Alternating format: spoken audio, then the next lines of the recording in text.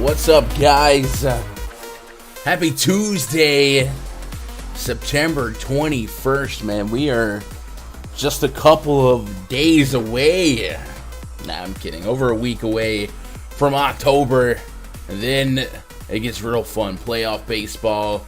The thick of NFL, where we'll have a deeper sample size and hopefully a little less bad variance. And then an early NBA season start, some preseason action, man. It's the most wonderful time of the year, man. Happy Tuesday. Good afternoon to you guys. I hope you guys had an awesome night last night, whether you just sweated some football. We had a couple of guys in the Discord with the nuts for the showdown last night. A lot of people had that lineup, but it was, it's always fun to see people win. And we've seen a couple screenshots come out the Discord over the weekend. A 20K win, and then yesterday a little lighter, but man, I love to see it, man. I just love, you love to see the homies eat. And they ate. And last night was a good night for baseball, man. I actually had some pretty strong convictions about the slate. Sometimes I'll make 150.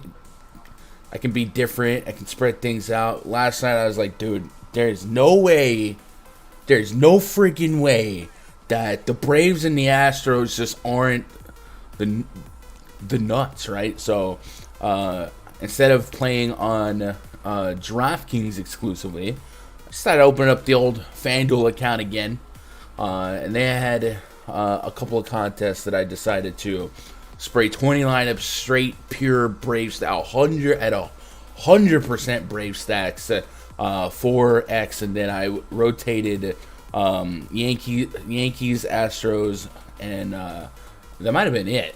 And I just fired them at the Fanduel contest. The only thing that I was a little soft on was pitching, but pitching was kind of soft all the way around last night. There was a couple of good pitchers. John Means was the best pitcher on that slate. I guess Tyler Anderson, but I didn't have those two. I did just fine with Robbie Ray. I really would have liked more out of Robbie Ray. It sure feels like whenever someone has a chance to put a knife through the heart of the Cy Young Award, they just don't. And Robbie Ray had that chance yesterday to put a feather in his cap, man. Garrett Cole had a tough outing over the weekend against the Indians, and if Robbie Ray would have went out there and had a big game against the Rays, he definitely overtakes the odds-on favorite. I think he did overtake the odds-on favorite, but it might be a lot closer now. There's a couple questionable calls there for Robbie Ray, so what are you going to do? Overall, yesterday, though, pretty much everything we expected to happen did happen. The Astros did well against Yami Barria. You got a 2K leadoff special, Jose Siri, yesterday. Jose Altuve did not play in that game. And I was just like, what a free square that was, right? There was no way I was not just going to lock him and Eddie Rosario on DK. And Rosario homered really late in that game. But they got there. So the full Astro stack hit. And I believe that there was really no way to get wrong on the Brave stack. I guess Dansby Swanson, but he was easily my least favorite Brave. There was a point where the Braves had a huge inning going, and they brought in Taylor Widener. And they just kept, moving up 90 feet, and Albies was up, and I'm looking at my FanDuel stuff, and I had like 4 lineups in the top 100, a couple in the 30, the 40, and I was like, man, if Albies gets, something going here, I got a piece of everything on base, and he works a count and gets squeezed on a called strikeout, and I was kind of tilted on that, but what a good night, man. I hope you guys tailed a lot of the takes that we had yesterday. Hopefully today we're able to curtain call really solid outing. Tonight's slate a little bit bigger than yesterday and a lot more high upside stacks. So we will be dealing with that. Tiger, I did not get this Tiger Woods thing. What are you gonna do? What's up, chat? What up, Josh? What up, Jonathan? What up, Josh Plays? Football hurt. Let's win some money. Football. I'm trying to think what got me in foot. Nothing really got me in foot. Showdown. It's very volatile. Yeah, I guess the punt receiver from the Lions, I didn't have. Hinton was his name. I was also low on Cephas, but for the most part, Showdown was fine. At first, it looked like the Packers' defense was a piece of paper, but they ended up covering that spread, man. What are you gonna do? What up, ACP? Had a mini stack against Sean Lester. Oh yeah, I'm telling you, Lester is that guy. He doesn't make sense. He's like a statistical anomaly right now. Where him and Madison Bumgarner, but his are even worse than Bumgarner's. It's just like the xFIP is through the roof. The no strikeouts. He's pitching purely to contact, and it says he should be a gas can every 5 days, and he's just not. It's so frustrating. But at this point, I mean, that is who he is. He did get, what was it, his 200th win as a Cardinal or something yesterday? What are you gonna do? Mia Moore in the chat. What's up? We had dropped a short video on the channel yesterday featuring Mia Moore with some PrizePicks calls. One of the calls was Aaron Jones over 70.5 rushing yards, and would you believe it? He had like 67 rushing yards. Towards the end of the third quarter, it starts raining real hard, and after a play, he comes up kind of limping, and I was like, oh, it's raining, they're up 14 or whatever, he's not coming back. And then A.J. Dillon took over, and it's crazy how Aaron Jones was the best play of the century last night, and he had less than 70 rushing yards, right? He had a lot of receiving yards and like 60-plus rushing yards, but it was the 4 touchdowns that were wild, but good for him. Amazing story. Aaron Jones. I don't know if they ever found his necklace, but after the game, in the post game interview, he said that it was his first game without his father, and he was wearing a necklace. And you guys seen those necklaces that have a piece of your loved one's ashes? That's what he had. And he was wearing a necklace with his dad's ashes, and he lost it. And he said it came off in the end zone. But he was like content with it. Like I don't know that I wouldn't have been. I can't do an interview. I gotta look for this necklace. But he was like content with it. He was like, if it was gonna come off anywhere, it's a good thing it's in the end zone. So, I never really had a chance to listen to Aaron Jones like talk before, but I couldn't help but really become a fan of him just based on how he talked in that post game. What up, Skimmer? Had a prop for DeAndre Swift. Yeah, DeAndre Swift, I had him over 4.5, and he had 4, and he didn't get his second target until the fourth quarter when they were playing that 2-minute drill, right? So kind of crazy how the week 1 targets versus the week 2 targets look contrasted starkly. And then I thought I was gonna get robbed of that Jared Goff. I think I had him over 24.5 completions. It's either 23 or 24.5, and then like his 23rd or 24th. After he got at that completion, he threw a pick in the 4th, and I was like, oh, no way I'm gonna get hooked. But I ended up getting the ball back. Fun. I mean, prop bets make those games a little bit more fun. Added to the DFS lineup, so hopefully you guys had some fun with that. It is what it is. It's those tight beats, though, that I can't help but laugh about, right? When you miss everything literally by the hook. What are you going to do? They did find it. Nice. Jared Goff looked off so many checkdowns. Yeah, in week 1, that's all he did, right? Jamal Williams and DeAndre Swift had, like, combined for something stupid, like double-digit targets each, right? What are you going to do? Chat. On the screen, rundfs.com. That's the place where we don't just play DFS. We run DFS. If you guys are looking to join a community of DFS grinders at every different bankroll level, you can ball on a budget. You can play the mini maxes. You can play the high dollar singlers. No matter what you do, we got people in there that are doing it too. You can relate to somebody. You can climb the ladder and get better and help others get better. And I think that's the most important part of rundfs.com. It's a real community. So if you guys are looking to take your DFS game to the next level, that's definitely something I recommend. Even if it's not Run DFS, if you're out there playing solo, man, DFS is a hard game. There's so much information, and the ease of access to that information really helps you in your day-to-day approach to DFS, because information is right now amongst the biggest part of the edge in DFS, and then that versus ownership and leverage, right? Everyone in the world right now knows the good plays, and the projections are all about the same. It's what you do with that information and how you applicate probabilities and use leverage in tournaments that really separates you from the rest. So community is important. So if you guys aren't in one, I definitely recommend getting in one. I know Run DFS might be a little bit pricey, so don't force yourself to do Run DFS, but I definitely recommend getting into a community. So look for one, see what's right for you. Try out a couple week passes. We have a week pass at rundfs.com. Get into that rundfs.com Discord, those daily voice chats, and then on top of that, we do have tools, research aids to help you in your day-to-day process. I created a spreadsheet for baseball, which I do believe is one of the strongest tools out there to research a slate every day that takes some of the more pertinent advanced metrics, in my opinion, and presents them in a very easy to understand manner for the everyday DFS player, right?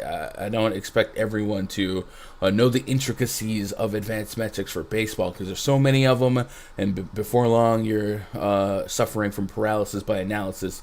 But I've taken some of my favorite and presented them here in the MLB spreadsheet. We also have the Bond Protector, the K Factory, the Pitch Report, all that good stuff. If you guys want access to this, it is also a perk of having a premium subscription at RunDFS.com. We've got something similar for NFL. I'll probably have to tweak the NFL spreadsheet this week a little bit more now that we have a little bit of sample size on information for 2021.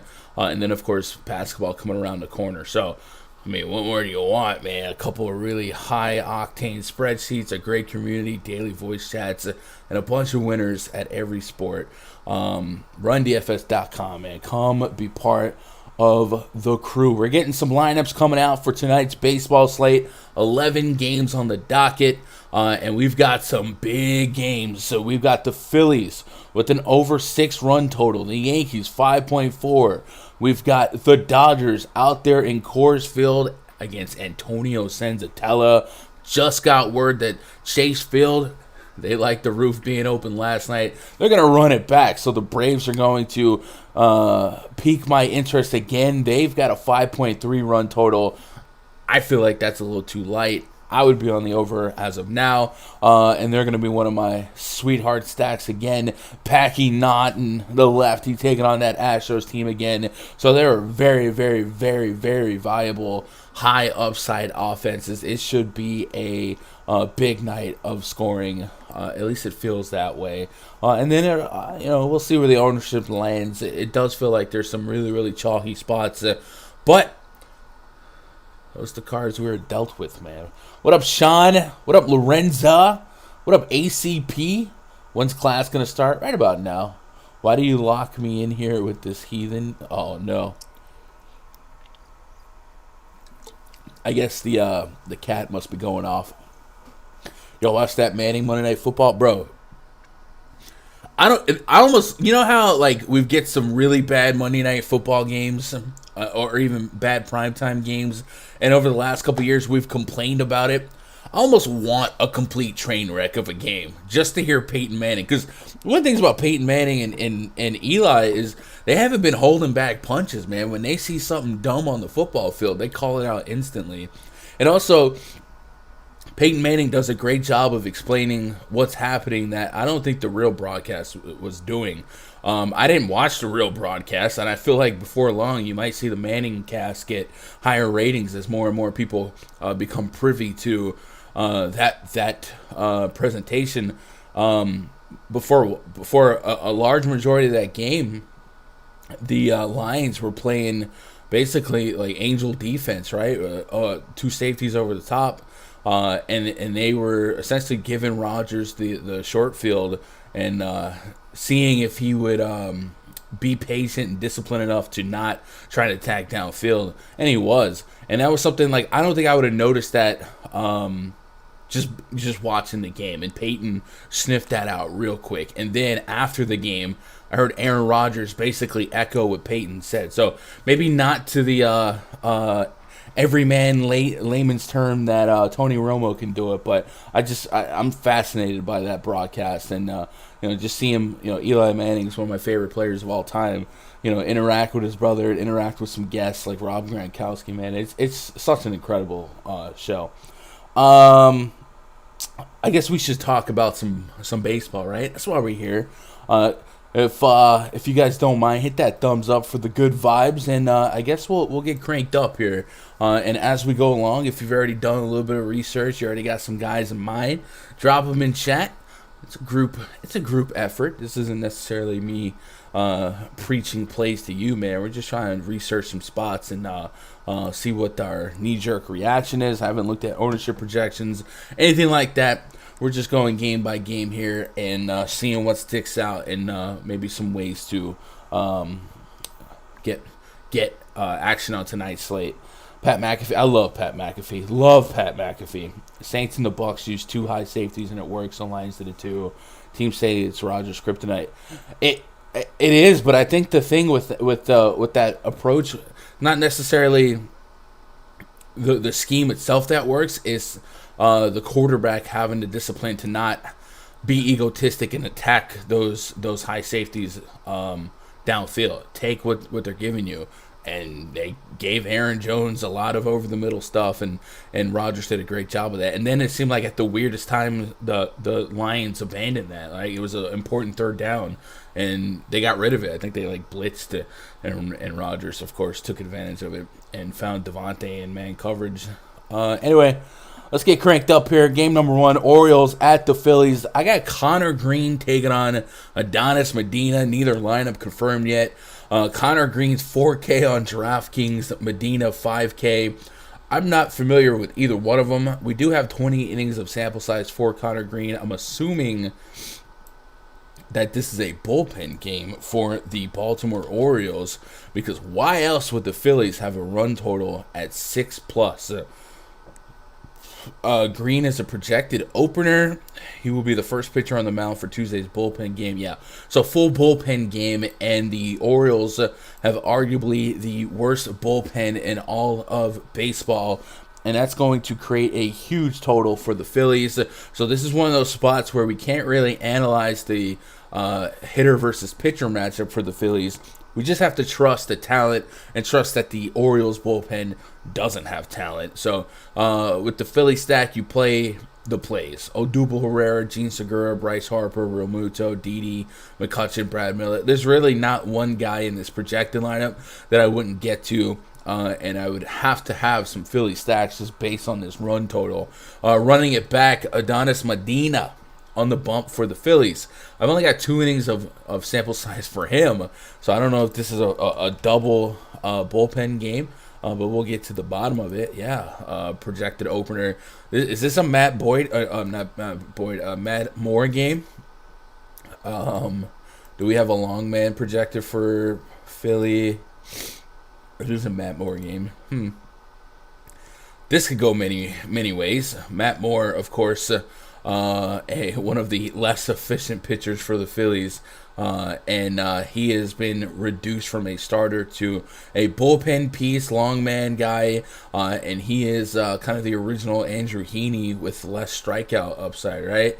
I think this is a game where I'm going to be attacking both offenses for stacking purposes. I do think the Orioles offer some easy to select bats against your typical lefty. If we're focusing on the Matt Moore information, Austin Hayes would be my favorite guy. Some Santander, Ryan Mountcastle. Yesterday, Cedric Mullins did not start for the Orioles. Remember, they do lose the DH in this spot, so they got to make a sacrifice somewhere. So we'll see who gets the axe today. It might be Trey Mancini again. Unless, is Mancini just straight up on the IL, or is he the guy that they are protecting here? Mancini. Okay, so it might just be Mancini not in the lineup here. So I will definitely have a couple of shares of some errant Orioles bats against the projected pitcher Matt Moore. But this is a hard game to analyze pre-flop because it's essentially a bullpen game. So we're just playing the talented pieces from this one in a Plus Park, Citizens Bank Park. Let's get caught up on chat. Are the Saints good or bad? Yes. Eshelman is the long man for the Orioles. All right, that's Tom Eshelman, right? Let's look at this. I don't know why, but my nose is like stuffy. Is his name Tom Eshelman? Why am I thinking Tom? This is a T.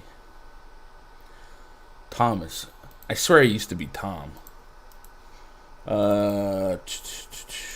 Thomas Eshelman, projected long man for the O's. Oh my God, that's a lot of red, a lot of 2+ on the home run per nines, a lot of logos on the K percentage. So yeah, go out there, wear this one, kid. Eat some innings for us. Yeah, Phillies look really, really good. I think the thing that's standing out the most about the Phillies here is just Bryce Harper is over 5K.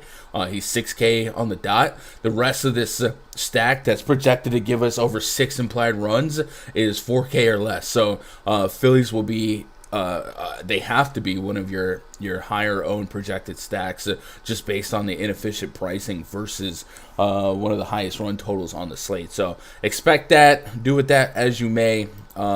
And then the Orioles are kind of cheap as well. Thinking about these prices, is there high-end pitching to jam in and take advantage of it? Gossman, Brandon Woodruff. Sensatella and Coors doesn't feel warm and fuzzy. Alec Manoah against Tampa is a little bit interesting. So, yeah, there's a couple of guys that you can fill in price-wise based on these prices. So, Lorenzo says, give me the O's. That's my favorite stack. Let's go. If we was targeting the O's against Ranger yesterday, this should be the perfect spot in the O's stack. I had more Ranger than the O's, but the O's do have some fun bats against lefties. Some of the Dodger pricing at Coors makes no sense. Yeah, right. The Coors tax isn't what it used to be. They did get to some high 5K guys, but not everybody. Let's move on to the next game. The Rangers at the Yankees. Dane Dunning taking on Jordan Montgomery. Yankees squeaked out a win yesterday by 1 run. And I was they activated Luis Severino yesterday, and I was like, please don't put Luis Severino in this game and have him blow a save or something like that, because that just wouldn't be good for anybody. Like, when Severino gets on the mound, which will probably be today, like, you want to see a little bit of a cushion, right? Give him one strong opportunity at an inning to keep it clean, and hopefully you have more than a 1-run cushion to let us down softly if he hasn't found it yet. Dane Dunning on the mound here on the road this season, a 4.67 xFIP, 17% K rate, a 3.17 average allowed, and a 1.45 homer per nine. Definitely looks like a good spot for the Yankees, who tend to do better against contact righties. Dunning's one of those guys that was benefiting from the lid being on at Globe Life. I think his home road splits were pretty stark, if I remember correctly. He's the projected opener on the season. Yeah, he's averaging 16 fantasy points at home and 5 on the road. So, Globe Life with the roof on is helping him out. They have him as a PO, though. I thought he was a stretched out starter. Glenn Otto coming in behind him. So, yeah, both pitchers I feel like the Yankees should be able to get off on. Otto might have a lot more strikeout propensity, at least in his minor league numbers. We have seen that maybe not play like we thought it would in the bigs. But I do like this spot for the Yankees against these two righties. Let's put Dane Dunning back in the mix. The regular suspects for the Yankees are the guys, for me, Judge, Stanton. Gallo's been in a pretty strong stretch of success, and he's only 4K. It's up to you to believe in hot streaks or not, but in his last 10 games, I think he's got 6-7 homers. Last 2 games were a little bit rough yesterday. 1 strikeout, nothing else to show for it, but 2-1, 1-1. He's got a bunch of homers in his last 10, so that's Joey Gallo baseball, getting him out in Yankee Stadium. Dane Dunning has been a ground ball pitcher to lefties, but there maybe is a chance that I don't know. I feel like Dunning's still going to give you a couple innings here. So give me the Yankee stack overall, though. I wouldn't be as aggressive on the Yankee stack as some of these other stacks, but I do think they have a reasonable range of outcomes to put up many runs, and typically by way of the long ball. Yesterday we only got 1 long ball out of them via Gary Sanchez, who's only $3,700 today. On the Ranger side against Jordan Montgomery, Montgomery's an interesting click, right? I feel like he'll be in the player pool. He usually is over-owned. His last start against the Orioles was a massive outing. He had 12 Ks and ironically didn't even get to the 6th inning, right? It wasn't qualified for the quality start for you Fanduel players. But the average game for Jordan Montgomery is a really modest fantasy score, right? 15, 16, 17 DKP. I think this was somewhat of an outlier, 12 strikeouts against Baltimore. But against the Rangers at 8,300, I mean, 16 to 20 DKP, that would be enough for me to have him in the player pool and try and get that out of the SP2 spot. Looking at this Rangers lineup, we have a lane of big strikeouts: Adolis Garcia, DJ Peters, and Nate Lowe. They'll trade power for strikeouts. That's the name of the game right now. And then at the bottom here, Tavares, who went from the leadoff spot to the 9-hole, he also represents a 1-3 strikeout rate. So Jordan Montgomery does have a couple of outs in this lineup to maybe cash in on his 1-4 K rate. And if he steals one against some of these sub 20%er guys, he steals one. So I do think Montgomery's cheap enough that I gotta get some exposure to him, but I would also expect a 2x instead of a big strikeout game. The sense of urgency is as high as it's ever been for all these Yankees pitchers, so I would like to lean on him to go a little bit deeper. 100 pitches seems to be a reasonable pitch count for him, so he's in the pool for me. If I wanted to pick on Montgomery, he'll leak up a little bit of power to righties, more so last year than this year, but maybe Adolis Garcia, Andy Ibanez, and Charlie Culverson. Charlie Culverson has been one of the best lefty hitters in all of baseball for the last 2 years. And I thought yesterday, with that information, maybe he would bat a little bit higher against Nestor Cortez, and he didn't. And he had a strong game, so I don't know if he's earned a right to go up a little bit higher against Southpaws, but he might be a fun guy to stash in your lineups in deep field tournaments as a value play, maybe more so on Fanduel, just based on the fact that he likely sees at least one lefty, but maybe two or more, because the Yankees do have some lefties out of that bullpen. So Culberson could be a sneaky guy in the back of the lineup. Not really running to stack the Rangers. Not often you see a sub 3.5 run total in Yankee Stadium, but we have that today. So give me some Montgomery, a little bit of Culberson, and the Yankee stacks are there. Lorenzo says, I'm stacking this game over Coors. Was that the Yankee game or was that the Baltimore game? What up, dang lazy mofo? How's the Rangers bullpen? Statistically good. I think bullpen stats have the propensity to be a little misleading because some teams, like the Rangers home park, plays as a pitcher's park, and then it kind of versus league average kind of makes them look a little bit better than some of the other. Same with Dane Dunning, right? His home road splits are stark. So statistically, versus league average, they are better than league average at everything except walks and whip, and that goes hand in hand with whip. So,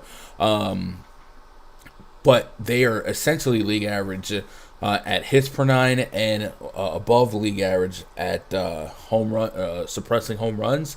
But I also think that could be a product of the park, right? Baltimore game, Rangers lineup just came out. Yes, it did. Leody Taveras back in the leadoff spot. I feel like I'm getting sick. Isaiah Kina, Falefa, Andy Ibanez. I took a pill in Ibanez. Nick Solak, Willie Calhoun in the lineup.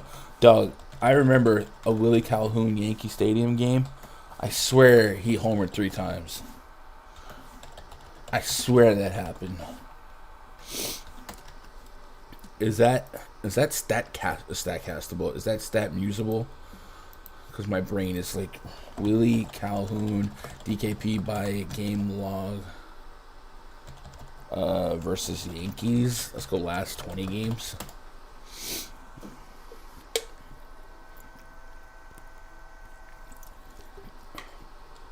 Maybe we bring it back. Maybe it wasn't Willie Calhoun. I swear I remember Willie Calhoun just going bananas in Yankee stadiums. Stadiums 50. I guess I'm tripping. It was a while back though. It was some random lefty from the Rangers. That's gonna bug me all day. Chad, somebody help me out. Who the was the Rangers guy that homered 3 times in the game at Yankee Stadium? Let's move on to the next game for now, though. while we fester on that. Rays hosting the Blue Jays. Rays, like I said, if you want to not see the Blue Jays in the postseason, you'd rather see the self-imploding Yankees or the beatable Red Sox. You want to take care of the Blue Jays now. Alec Manoah on the bump for the Blue Jays. He'll be up against Drew Rasmussen. No confirmed lineup for the Blue Jays yet. They have an implied run total of 4.3. Rays also have a 4.3 implied run total. Their lineup looks like one of the weaker versions of their lineup. No Nelson Cruz, Wander Franco still out, and against Alec Manoah and his near 30% K rate to lefties, 23% K rate to righties. They threw out a lot of lefties, and the righties that they did include Yandy Diaz, big game out of him last night, Manuel Margot, and then Mike Zunino, who's home run or strikeout. So if you believe in lefty splits here, Manoah does have a chance to take advantage of his lefty strikeout stuff in a pitcher's park against this Rays field. Ronald Guzman. Thank you, Jonathan. I don't know why I'm thinking Willie Calhoun there. Maybe I'm low-key racist. I don't know. But, yes, I remember that. I knew it was some obscure Ranger player, and I was like, why? Why? Yeah, so Alec Manoah at 9,500, I think he would be one of those uncomfortable clicks, but you could justify it if you just isolate the metrics and plus the park being as pitcher-friendly as Alec Manoah will have a chance to pitch in, and the Rays lineup being as weak as you could get. There's still some power in this lineup, 200-plus ISOs for Brandon Lau, G-Man Choi, Austin Meadows, the aforementioned Mike Zunino and Brett Phillips, but with Zunino and Phillips, they have incredibly high strikeout rates to maybe offset some of the risk here, and then the rest of these guys do have tougher K rates to get through, but you can bet on 30% getting there a couple times. Rasmussen on the bump for the Rays here. He has been really solid at run prevention. Has, I believe, held the Rays at bay in his recent outings against them. Does that hold up again here? Maybe 5 innings against Toronto. His last start, just 2 hits, no earnings. Back-to-back outings against the Red Sox, only 1 per. He hasn't allowed more than 1 earned run in any appearance of his last 10 outings. So, yeah, you expect him to spell and keep a high-octane offense a little bit quiet. Might be a good spot to get Blue Jays at low ownership, but it's hard to click that 6.2K on Vladimir Guerrero when Coors Field is screaming your name. And they've got a lot of 5K bets, so hard to love the Blue Jays in just straight up a logical sense when you compare their salary versus some of the other teams that we're going to talk about. But I guess in the big scheme of MLB, that's the beauty of game theory, and maybe that's the beauty of leveraging, because I gotta imagine the Blue Jays come in at single-digit cumulative ownership and as a stack. So this is going to be more likely a pitcher's duel. I'm in on Manoah. I probably don't get to a ton of Rasmussen. Maybe that's a mistake at under 7K. Maybe I should be playing some Rasmussen, but I haven't. Maybe it's just not fun to say his name. But at 6,800, right? If you give me 15 to 18, that's not the worst. And that's about what he's put up his last couple of games. It's just an unexciting ceiling, right? Just kind of a contact guy. And 15 to 18 doesn't really do a lot of damage for big field tournaments on this side slate. So I just don't have excitement. I really want to tap into some strikeouts. He does have a 1-4 K rate to both sides of the plate, though. So maybe that'll come into fruition sooner than later. But this is not really a big strikeout team, the Blue Jays. Just Teoscar Hernandez and Jake Lamb at over 20% K rate. So give me a little bit of Manoah. What are you guys thinking about Manoah? Are you guys going to take some shots on this? I don't want to use the word watered down, because these are regular Rays players, but obviously no Nelson Cruz takes away some pop. Wander Franco was a everyday on base kind of guy. We lower the cumulative batting average a little bit, and we still have some strikeouts, and we tap into his lefty split. So is Manoah at 9,500 something you guys are ready to do? Did Robbie Ray kind of burn you yesterday? You touched the hot stove. I'm kind of curious on that one. Let me pull up Manoah's road splits and see if we can't really get to the bottom of that. On the road, under 4 xFIP, 29% overall K rate, 138 home run per 9. Throwing strikes, hard contacts low. The fly ball rate's still a little bit up there, but Tropicana could, keep some of those. I don't know, man. I feel like the stats are telling me to play Manoah.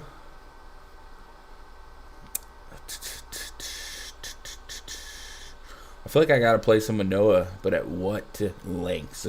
Just 4 walks on the road in 22 innings, so versus 22 strikeouts. That's a really nice ratio.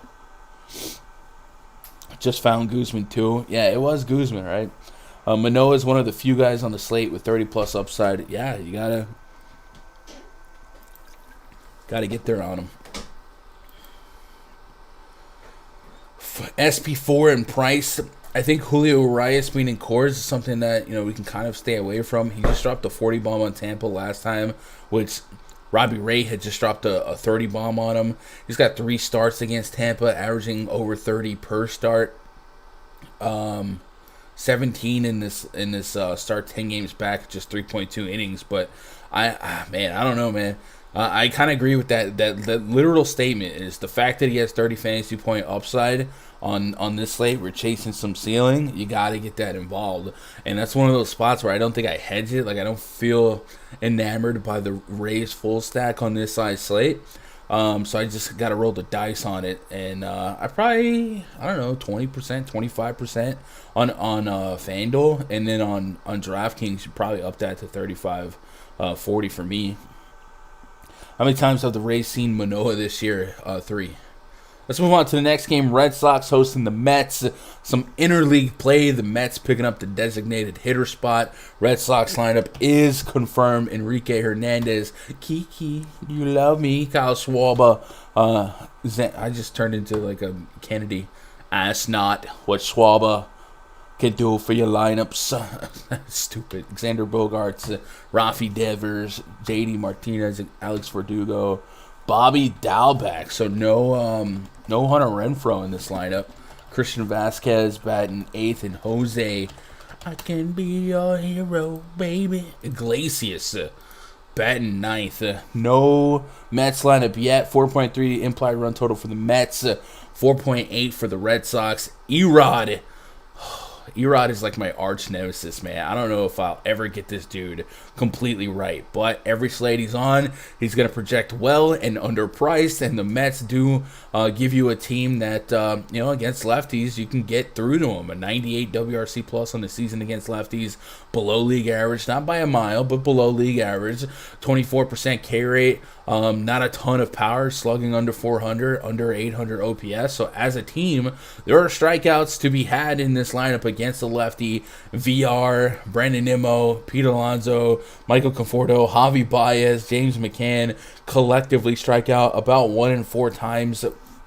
I guess I just mimicked what Fantasy Labs was throwing up, but obviously Marcus Stroman is not batting 9th. They would bring up a designated hitter, so we'll see what they do with that. But this just seems like a spot where I'm going to get into some Eduardo Rodriguez, and my goodness, I hope he actually delivers, because he has been very hit or miss. You look at his recent game log, last 6 games is the Erod experience, right? You could walk away with negatives, you could walk away with 12s, and 12s ain't really going to do much for you, or you can get into those mid-20s, 26, 30s even, and that's kind of what I'm hoping for against the Mets here. Both teams are playing inspired baseball. The Red Sox have more realistic expectations to be inspired about.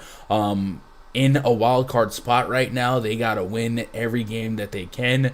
So Erod has a lot to pitch for here. So 8,600, I think mathematically he's in the mix for me. I think he profiles well as an SP2. I just feel like historically, and you've seen his game log, he's just such a wild experience to go through every 5 days. But metrically, he's definitely lined up in a spot where he can and should succeed. There are some guys in this Mets lineup that can hit lefties with some power. Nimmo, Alonso, Javi Baez, James McCann, the guys that stick out the most, but the strikeouts are still there. So you got to give me some Erod, and I'm not gonna feel good about it, Bob. Marcus Stroman 9,200.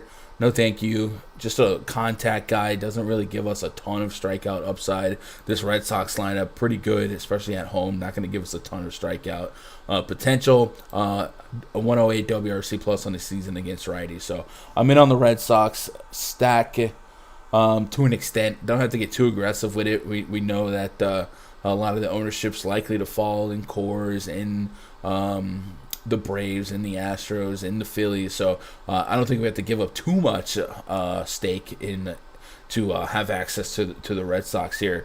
And Stroman, to his credit, while he's not a strikeout pitcher, he doesn't really suffer and give up big games, a huge ground ball rate. So I'm just kind of stacking the talent here for the Red Sox, and it would probably be at maybe like a 3 to 5%, nothing crazy, right?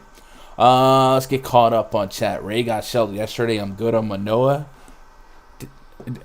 Shelled is a strong word, right?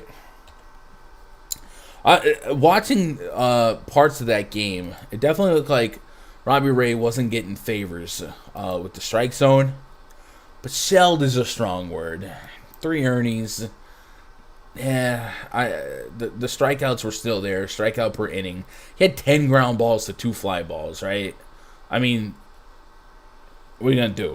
What are you gonna do? One bomb as one of the fly balls. I don't know. It looks more like a bad luck than anything. I know ground balls, they're more likely to become a hit than a fly ball. But shelled might be a little aggressive. Zoe. Savagery, what's up, Savagery? Erod strikeout projection smashing today. Yeah, so I mean, I'll look at my numbers. Let's say we give him 90 pitches, and I also feel like I have Stroman as the 9 spot, but that's not going to be the case, right? Let's give him 90 to 100 pitches, Erod, and let's see what it spits back versus this projected lineup. 90 pitches give me 7.2 strikeouts. 100 give me 8. Yeah, I'll take 7 or 8 strikeouts in 6 innings from an $8,600 pitcher. But Erod's strikeout projection will always look really, really good. But that's a good segue into what his number on PrizePicks might be. Let's pull up some PrizePicks chat.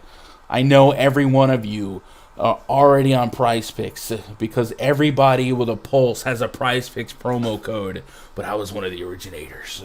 But if for some reason you don't have an account at PrizePicks and you want to play along, get in on some of these props, get signed up. Use code Gundacker. They'll show me some love.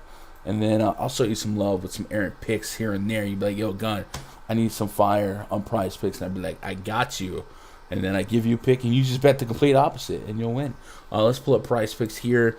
And let's see. Do they have a little Erod action on the K props? Stroman's at 4.5. I probably dabble with the U. Unless Erod's at 5.5. I mean, my numbers like him over. Obviously, we don't have a confirmed lineup, but this Mets lineup does have plenty of strikeouts in it if it comes out anything like this projected lineup. Yeah, they gain a DH here, but whatever. I'm in on Erod over 5.5 if it's this projected lineup, right? Boom, boom, boom, boom, boom. Hope Pilar is the DH. Yeah, Kevin Pillar would more than likely be the guy. Or even if he's not the DH, he'll probably be in this lineup against the lefty. So we'll throw that in the mix. He does have just a 14% K rate, so that might bring my projection down just a tad.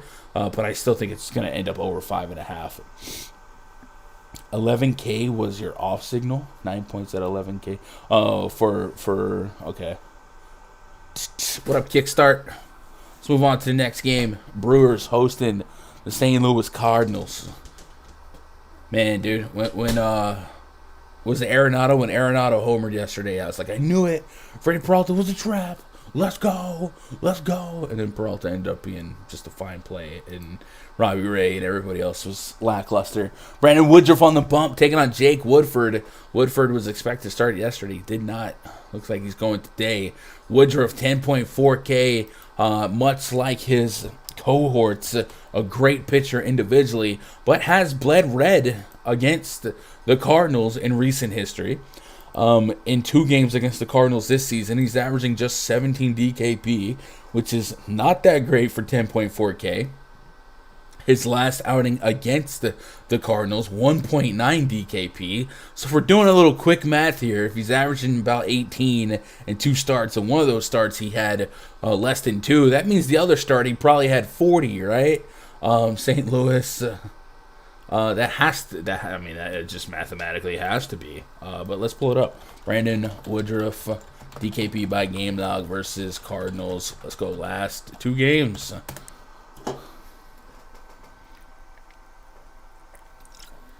$33. All right, so apparently I suck at math. 7.2 innings, 10 strikeouts. So I've mentioned this thought process before. Teams like the Brewers, the White Sox, teams that are coasting, I don't expect them to go super deep, but we do have a steady 6 innings per game from Brandon Woodruff his last 5 outings, and a strikeout per inning or greater is likely the expectation. So I'm in on Woodruff here. I'm willing to forgive his bad game at St. Louis because they just had a really bad stretch at home, over 20 fantasy points per game. I think there's enough value to kind of make it happen. I do think his ownership will probably be amongst top 4, top 5 on the slate, but that's what you got to give up for. Woodruff is a beast. This Cardinals lineup is out and confirmed. Just 2 lefties per usual. Tommy Edman, Dylan Carlson. Strikeout rates are There's only 3 guys in this projected lineup with strikeout rates over 1 and 4. You get the pitcher spot, so you get half of a probably big strikeout rate team. But I'm willing to get some Brandon Woodruff. Expect him not to get beat up. I think they had the roof open in Miller Park yesterday, so look out for that. Woodford on the bump for the Cardinals. Definitely somebody that a little bit more susceptible to getting smacked than apparently John Lester is against lefties. A 16.7% K rate this season. 1.8 home run per 9, a 340 average allowed. The home run per 9 doesn't feel like it's an atypical outcome for the batted ball data I'm looking at. But it is what it is, right? So give me some shares of Eduardo Escobar, Omar Narvaez, maybe Daniel Vogelbach if he hit the lineup. Avi Garcia was a fine play yesterday. He homered. And then we have seen some Manny Pena at catcher lately, but it looks like this would be a Narvaez spot and get the platoon spot. So give me some of those guys. Brewers are at a 4.8 implied run total. I'm not jamming him in the lineup. Cardinals still looking to keep wins going. The Brewers, like I said, coasting. So give me 6 innings of Woodruff. I'll buy into that.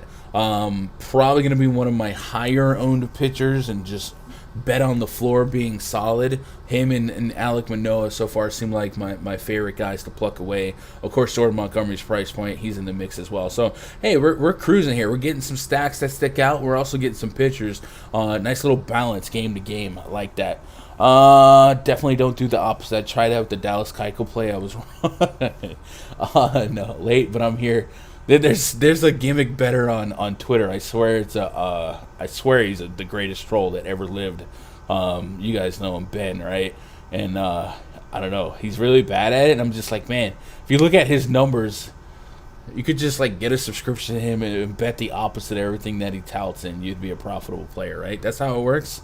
That's how it works for me. God dang it, I keep getting bad beated lately on PrizePicks on some of these props. Lorenzus is Pete Alonso double dunk day. Hey man, don't you put that juju on me, dog. I gotta get to some Erod. I tell you about that top pitcher on Fanduel. Just saying. What that top pitcher on Fanduel? John Means, was it? Means is their one, right? He's their one good guy. Assuming that's who you're talking about. So yeah, good call. I definitely didn't play John Means. But I wasn't stunned that he was up there, right? We've seen some stunners, as like when Eric Fetty is the best player in the slate. That's when, oh man, I was never gonna win this one. But Eric, I got respect for John Means. I'm not too stunned about that. What's up, Louie? Just jumped on. Can you stack Baltimore or Philly game? Yeah, I would imagine a lot of people do that. It's a bullpen game. Both bullpens aren't that great. We're gonna see some Matt Moore. We're gonna see some Orioles bullpens. The Phillies have one of the highest run totals on the slate. So I feel like yes, the short answer to your question is yes. to elaborate a little bit more, I don't think that's going to be a super contrarian approach. But hey, if you're only running a couple lineups, I wouldn't overthink that on this side slate. Don't play the highest price pitcher is your motto. Okay, I get it. I get it. The real money today is in these Tiger Woods NFTs. Yeah, I guess I should get into the next one. I still have yet to get one NFT from DraftKings. I played the Top Shot game, but every time I get into a queue for DraftKings, I never make it. So it's kind of discouraging.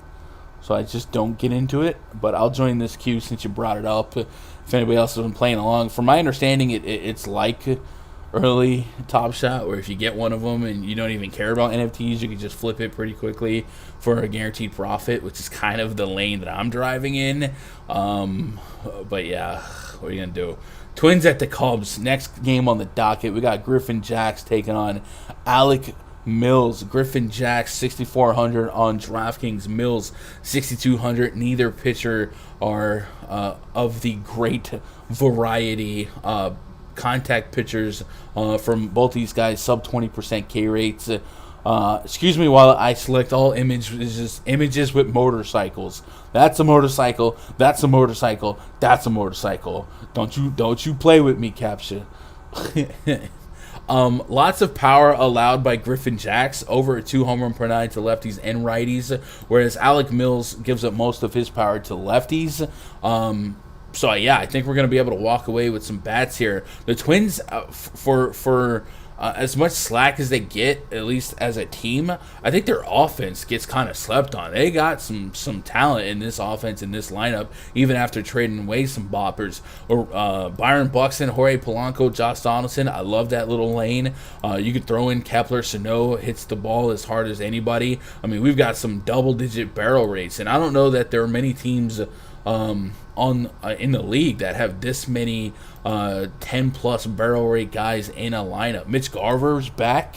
He's been a guy that's missed a lot of time lately. He's pretty cheap on both sides. So the Twins' offense is definitely something I'm interested in. Looks like the wind's blowing in, and it's low 60 degrees, so maybe the weather's not going to do us any favors here. But just from a talent standpoint, I'm in on some Twins going forward. Against Mills, like I said, we want to grab some power lefties. Really just Polanco and Kepler kind of fit that bill. So maybe those are the two guys I'd slide into the player pool. Kepler being a little bit more of a bargain at 3,700. With Polanco, it's 5K, and that 5K is likely also going to be a 5K bet. You can go get from Coors. You can go get from the Phillies. You can get from the Braves, somebody like that. So I understand why the Twins wouldn't be a priority, but I just think that the general point I'm trying to make is that the Twins' offense is better than the 3.9 implied run total typically. Mills against righties, though, 60% ground ball rate. They're going half and half, so he could spoil a lot of singles into double plays, stuff like that. So I'm not going to get too crazy with exposure to this game. I do think the Cubs side would also be a little bit sneaky for me. The wind, maybe I'm going to overreact to the wind blowing in right now, but Frank Schwindel, Patrick Wisdom, I mean, these are huge guys against a home run allowing pitcher, right? A 2.68 home run per nine by Griffin Jacks, and the batted ball data is what you want.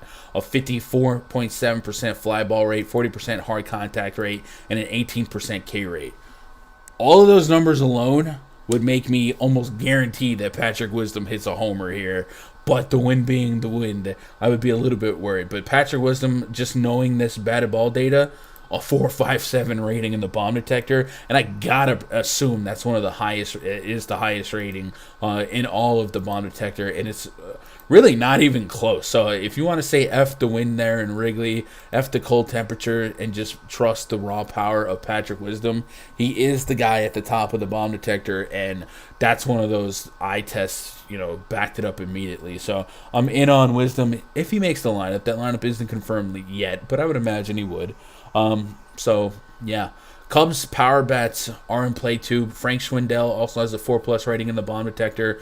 Really, really cheap. Wisdom's only 4K. We've seen him be 5K. He's definitely worth 5K in the right matchup. So yeah, I don't know. Like I said, it really comes down to comfort level when it comes to wind. I don't know if this is 15 miles an hour sustained or it's just gust of 15, but from the model I'm looking at, it does point inward with 15 next to it. Thank you, Gunn. I most definitely Mills today. We're missing a word here, and I don't know what the word is. I'm digging Schwindel and Happ all day. Ian Happ's been good lately, too. And if these big K guys, Ian Happ, Wilson Contreras, Wisdom, when you cut that in half with an 18% K rate, you dip into this ISO a little bit more. Ian Happ, a 261 ISO since the beginning of last year against righties. So yeah, I'm with that as well. 4.2 is the run total for the Cubs. I think that could be one, just the Cubs suck, and two, maybe a little bit of weather. But I don't want to play weatherman. I don't want to put you guys off or on the weather. I will say, if I thought this was a completely neutral environment, yeah, I would have Patrick Wisdom as the dong of the day. So we'll look out for that. You're playing Mills today?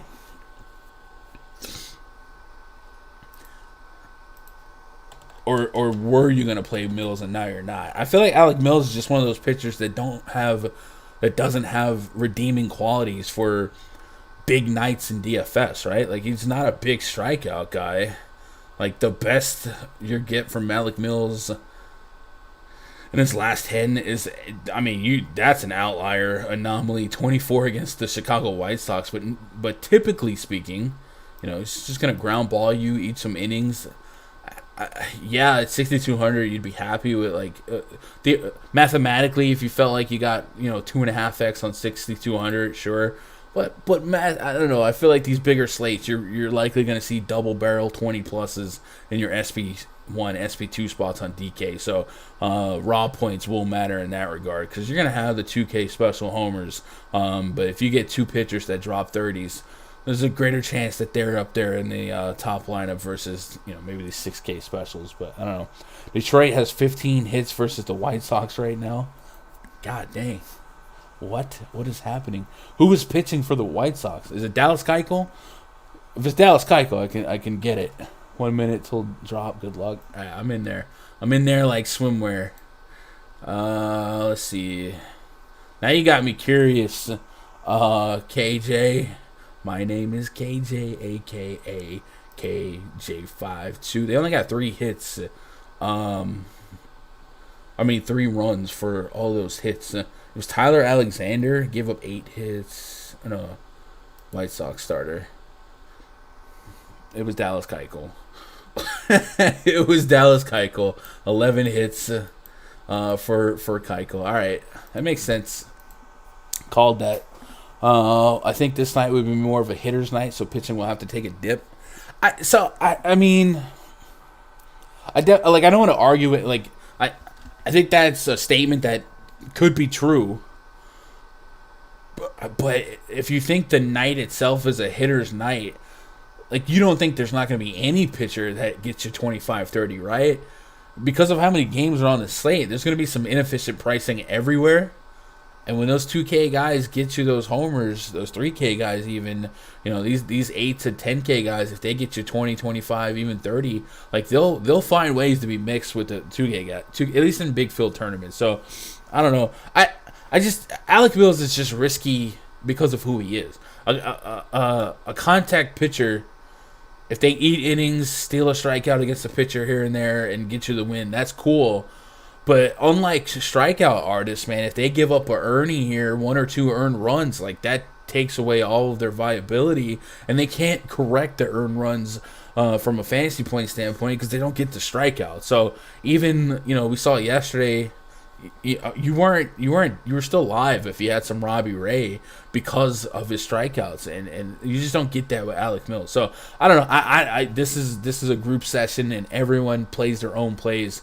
But I feel like I need to at least drive that point across. Alec Mills just isn't a strikeout guy, and we have plenty of strikeout people on this slate. So I wouldn't be there. But hey, man, everyone's got their name on their bullets, man, and every process could have its day, right? I think this night will be more of a... Okay, I didn't know either. Let's see what I got in the queue. I got 3680 It's what was it, 2,500? So that's a no. It's 2,500, right? Not 25,000. Yeah. So I'll close that one out. What are you gonna do? GG's though. GG's. Remember, Mills is playing the Twins. I again, I think the Twins are a better offense than most people think. But let's move on. I don't want to like split hairs on that game. Yeah, Dodgers at the Rockies. Next game on the docket. Coors Field is gonna Coors Field. It's actually kind of cool. Sub 70-degree temperatures expected in Coors Field. So it's not necessarily cold, but it's not like it's a 90-degree hot and muggy game like we might get in Arizona tonight. So I don't know. A little spoiler alert. Rockies projected lineup, confirmed lineup is Garrett Hampson, Brendan Rodgers, Trevor Story batting third, Charlie Blackmon batting cleanup, CJ Megakrone. Hello, I am Elias. Ryan, Velade? Is that how you say that? So that's our confirmed Rockies lineup. They'll be against Julio Urias, great southpaw here. Hard to love anyone against the Urias because he's been so good. But the Rockies do have a couple bats that do perform better against lefties. A couple 280 pluses, so these could be some viable tournament shots. Rogers, Story, Blackmon, CJ Crone. Definitely wouldn't put a lot into it, but you can get a sub 5K stack for a Rockies team on a big slate, and 3-4% of shares. I think in 150. I'd probably allow that. Not something I want to drive home as a must-do spot. The Dodger stack, though, I mean, this seems like a fail-safe opportunity. But the thing with the Dodger stack is you have to pay for it. So if you're going to play Alec Mills, you should probably have exposure to the Dodgers because why else are we playing 6K pitchers on this slate?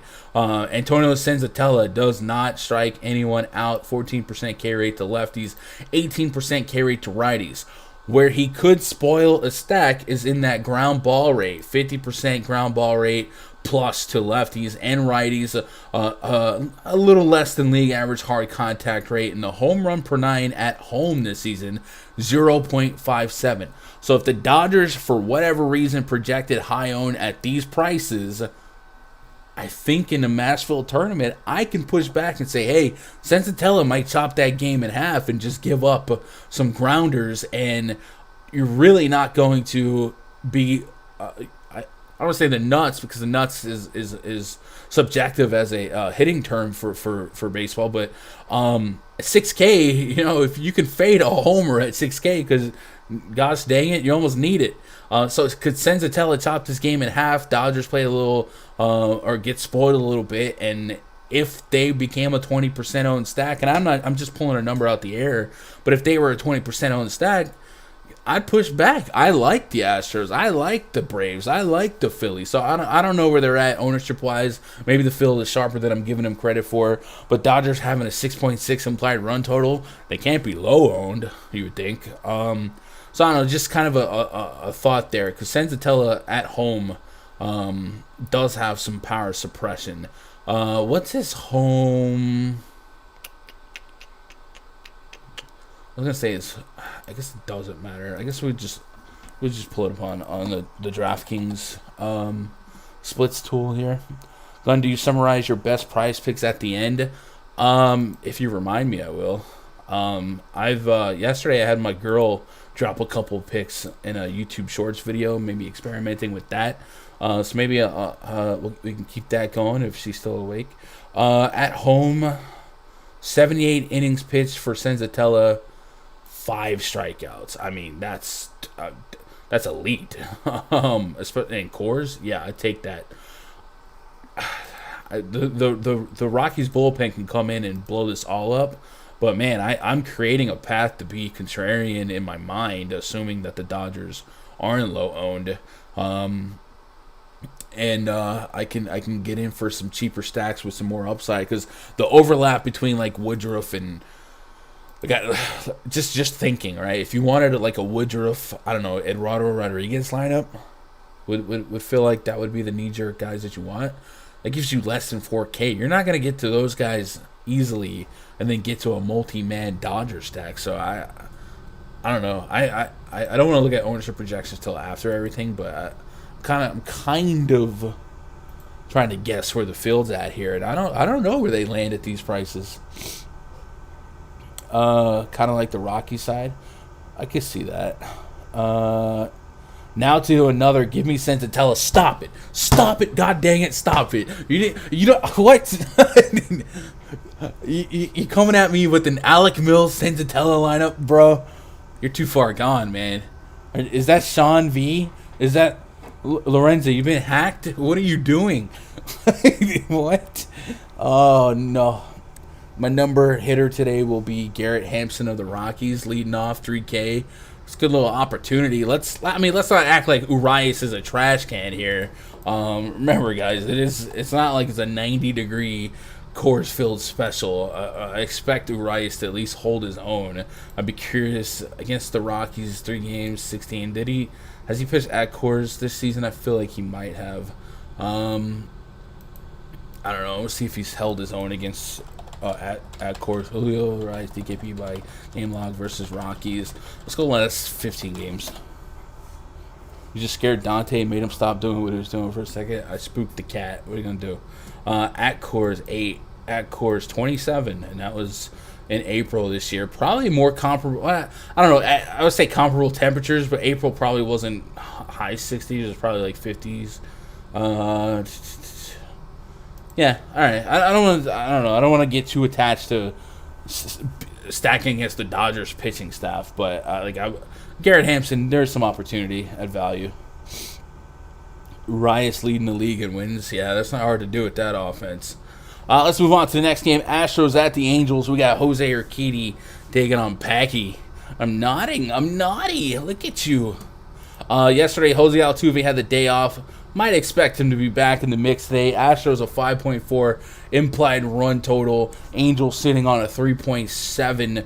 When it comes to the Angels, I really just get to Ohtani when I can. The other day we saw Ohtani as a low 4K pitcher. He's back to 6K, or not pitcher, hitter. He's back to 6K. I don't know if that was just like a blip in the pricing algorithm, but Ohtani is he's on one of those slumps that hitters go through. He has not homered since September 10th, so it's been 11 days. Is that right? Or 11 days since I think that was the game where he started. And he had. I'm pretty sure this is a game he pitched. The DraftKings game log is so bad. Shohei Ohtani home runs by game log last 20 games. Let's do that.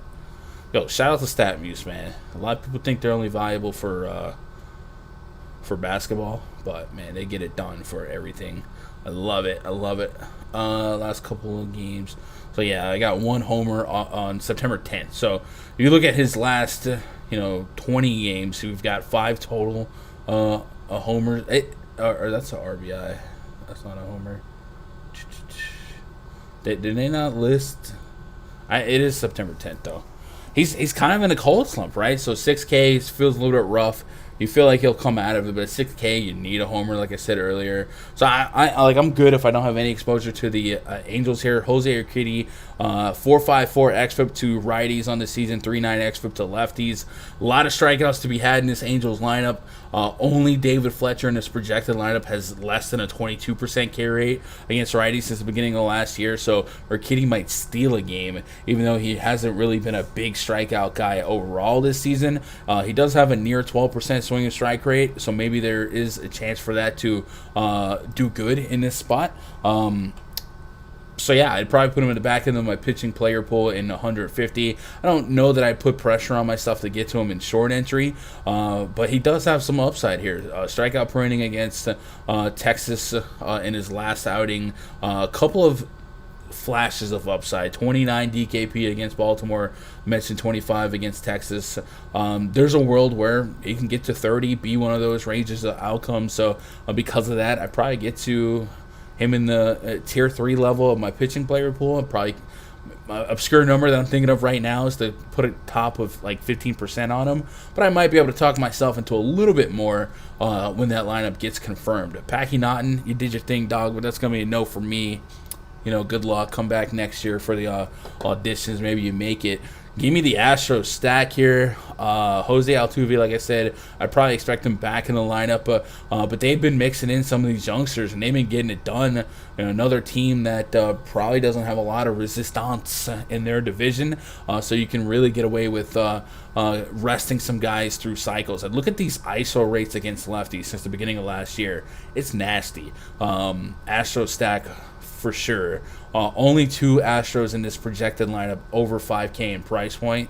So it's going to be one of those easier stacks to get to with some of the upper echelon pitching, the Woodruffs, the Erods, Montes, guys like that. So I definitely have the Astros as one of my favorite 5 stacks. And that's all I got to say about that. Let's move on to the next game. Athletics hosting the Mariners. Marco Gonzalez taking on Paul Blackburn. The Mariners have a 4 implied run total. Athletics 4.6. Kind of a modest game in a modest park with some modest ranges of outcomes. Marco Gonzalez, extreme fly ball guy. Yeah, he's going to get a couple over the fence. Matt Chapman would probably be the guy I look to take advantage of that. His big fly ball and power numbers. That's probably it. Maybe Yan Gomes if he hits the lineup, but 4K plus for a catcher on this slate. Does feel a little bit rough, but Yan Gomes definitely somebody that can smack lefties at a great clip. And then Blackburn has been a big ground ball guy. So while he is allowing a high average, a little bit more power to righties than I thought he was, this park might do enough to suppress it here. But if I wanted to pick on these numbers specifically, I don't know. It might just be a results thing, to be honest, man. A 2.3 home run per 9 versus a 47% ground ball rate, a 27% hard contact rate. You feel like he's got to regress. At ODOT code still, Oakland Coliseum, he has a 0.68 home run per 9. So I don't know what happened for his home run per 9 to be that high against righties, but the batted ball data certainly doesn't suggest that 2+ home run per 9 sustained. So yeah, I think this game just exists on a big slate, and I probably don't get much of it because, yeah. Let's move on to the next game. D-backs hosting the Braves. What up, Sid? What up, Sean Michael? Or Kitty's going to cruise today? I'm with that. We thought the same about Ray in a pitcher's park with no weather. You're being a little too results-oriented on Robbie Ray. He only had 2 fly balls in that whole game. It's just a little bit more bad luck. A lot of bad... I don't know, the home plate umpire wasn't great. Yeah, you're coming at you're sounding a lot like Sean V, man. I swear Sean V changed his name. But I still love you, Zoe. I still love you. Luke Weaver hosting Jesse Chavez. So Chase Field last night, they popped the lid on Chase Field, and it brought me back to 4 years ago, 5 years ago, where I was stacking Chase Field every night while everyone was on Coors or something like that. I was out there at Chase Field. Obviously, since then, they added the humidor, and then when the roofs close, it plays a little bit more on the pitcher side of things. But last night, it felt like one of those old school Chase Field games, and there was doubles for days.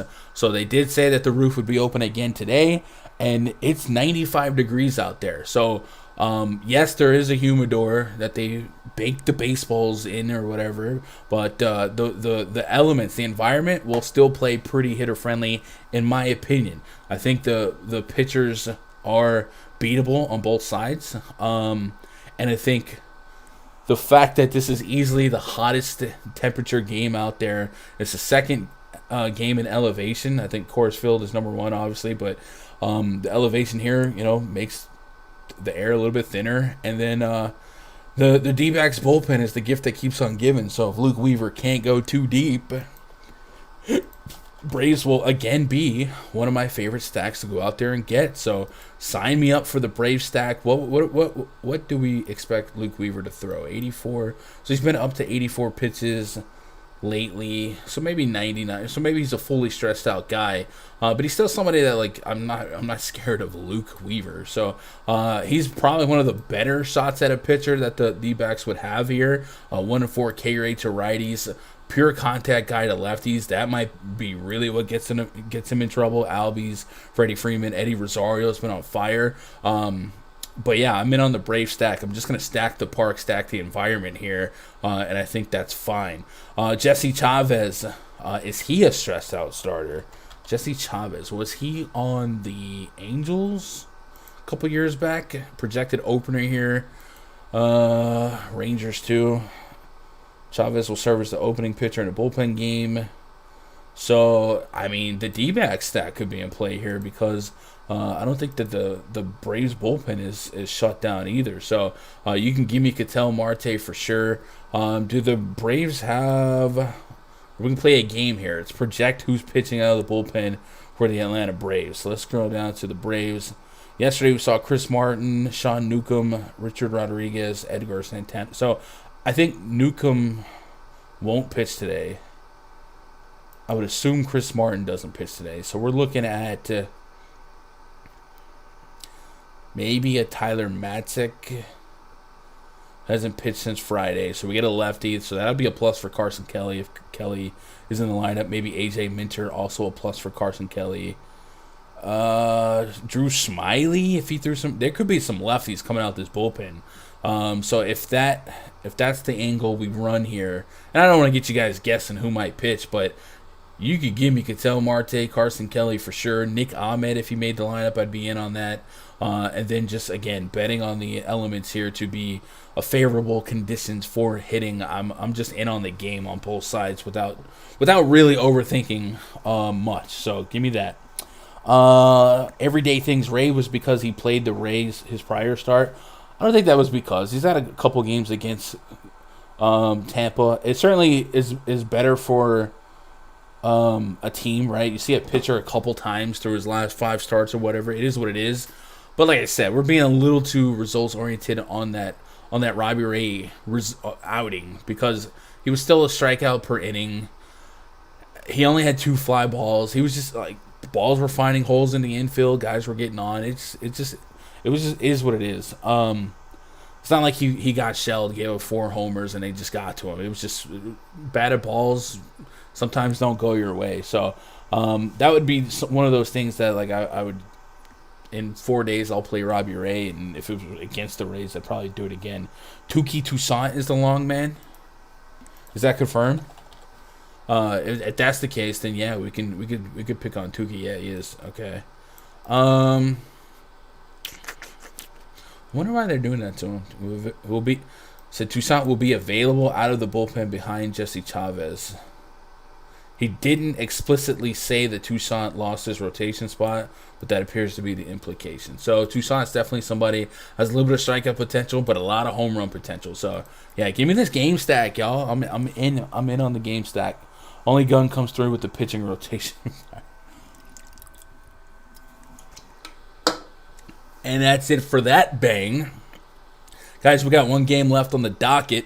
Take a pause for the cause and let you guys know that if you guys want to hang out with me before lock for 2 hours in the VIP voice chat, I'll be there right here in the Discord. Click MLB voice chat and say "Yurt," and then I'll be dressing up my personal player pool that I'm going to be using in my attack. You guys ain't got to tail it. You ain't got to do nothing with it. You just say, oh, okay, this is what Gun's doing, my favorite stacks, my exposures to stacks, a couple errant thoughts, and my tiered pitching, all that stuff, plus just the tools. You ain't got to look at my player pool. You just look at the spreadsheet. That's going to help you in and of itself, the bond detector, all that good stuff. If you guys want access to this, plus the football spreadsheet for week 3, man, go to rundfs.com, get yourself a membership, and be part of the community. We've got a lot of big hits over the weekend, and it's not it's not a lot that I have a hand in. It's just like a really good community, and I think that's great. So yesterday, our boy Logan and Ed, they shared the nut lineup that won the Millie Maker, and then over the weekend, our one of our favorite members, Shady. He's an active member of the armed forces. He's been in the community for years. Not only did he flip into 7K on MMA, but earlier that freaking morning, he won 20K from a soccer GPP in which he only threw 2 entries in. He was up against guys max entering this thing, and he said, you know what, I got 2 bullets, let him rip, and he binks it 20K for Shady. So it's not just what I do, it's the community as a whole, building relationships with each other, and playing sports that I don't play, MMA, golf, soccer. So even if you are, privy to another sport that I'm not, man, maybe you can be valuable to the community. So go check that out. RunDFS.com. And then, like I said, we got our boy ABP has won 2 millionaire makers since December. It's just, I love that community, man. Giants at the Padres main event tonight. Kevin Gossman up against Joseph Anthony Musgrove III. That's probably not his name. Both teams have an implied run total under 4. Padres are self-imploding. You guys saw Machado and Tatis getting into it in the St. Louis dugout. We'll see if there's any hangover effect from that. It feels like that was the final blow for the Padres in that chase for an NL wildcard spot, but we'll see. Kevin Gossman's just been incredible this season on the road, a 3.56 xFIP, 28.5% K rate, 205 average allowed, 0.82 home run per 9 against his division mate Padres. I'm sure he's got several appearances against them on the year. Let's see how he's performed. 4 starts against the Padres, averaging 20. So you want that to be a little higher than 20. 25 strikeouts in 24 innings, so just 1 more strikeout than innings pitched. Last outing against them, 11.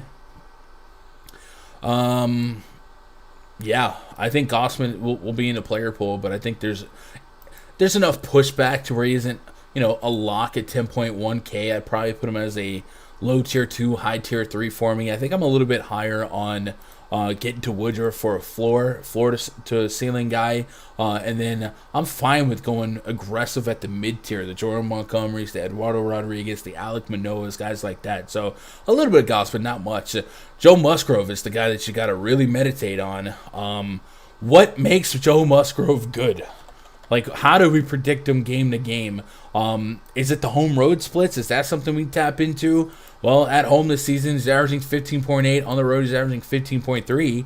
If we isolate his advanced metrics at home, a 2.91 xFIP at home this season with a near 31% K rate, 0.88 home run per 9. Do we tap into that? Chat, are you guys interested in a dab of Musgrove today? I'm undecided. I feel like, just to diversify my pitching portfolio, I get to a little bit. But 8,800, how often do I land a 20 bomb against the Giants? Maybe not too often. Maybe I don't overreact to his last 3 games, the aforementioned Giants, the Dodgers, the Houston Astros. I mean, is there a tougher stretch than those 3 teams in a row? Maybe not. I don't know. So I think I just put a little bit of Musgrove in the mix, and then if he does well, hopefully those rise to the top for me. But I feel like that's getting a little lazy with it. If I were to play 20 lineups to less than, I don't think Musgrove is somebody that I get to with a high level of confidence. And unless this Giants lineup comes out extremely righty heavy versus this lefty heavy projected lineup, I don't know, man.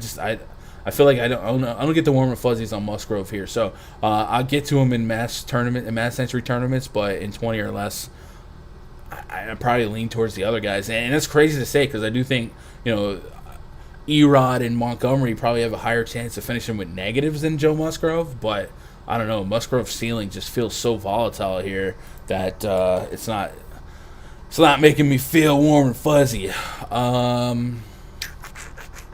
Chat, what are you guys doing with Musgrove? Help me out. I want to know what you're doing. 6 innings his last 2 games. They were quality starts for what it's worth. Just not like fantastic fantasy points, right? Plenty of pitches in his chamber. 98, 106. I don't know, man. I guess it would come down to whatever the Giants lineup comes out being. But anyway, that is our slate. All the games. We went through it. So what I'll do here is I'll circle back. We still got time. I'll circle back. We'll get some of the confirmed lineups in. But if you guys got some comments, some guys you want to explore a little bit more, we'll take some time. We'll do that. Maybe we'll put together some PrizePicks thoughts and yeah. So if you are getting out of here, first of all, I appreciate your time. If you could do me a solid and hit that thumbs up before you do skedaddle, that would be great. We should be back tomorrow. Tomorrow's Wednesday. We should be back tomorrow, 3 p.m. Eastern, 2 p.m. Central. But we'll be hanging out for a little bit longer if you guys want to hang out. I don't know. I don't care if you go. Whatever. PrizePicks, let's go. This whole tier of pitching is scary today. The AK tier, for sure. I'm not getting weird at pitcher. I'm with you on Manoah, Montgomery, Woodruff. Yeah, Erod, yeah. How about the double Urias, Turner, Seager stack? I'm with that. All right, so did we get some more confirmed lineups from the top of the slate? I think we did. So let's get those punched in. We'll see if any lingering thoughts changed. Josh said, I faded Siri, Gary, and Avi yesterday at high ownership.